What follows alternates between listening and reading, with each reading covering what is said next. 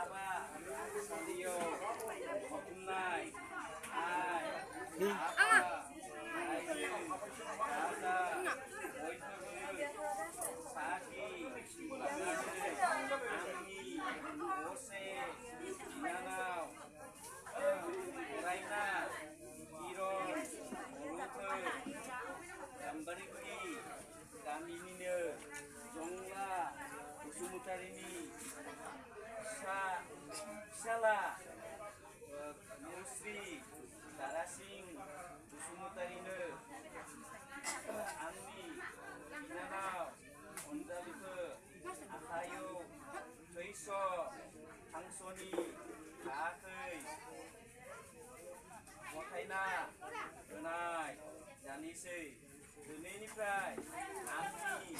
Inanauni,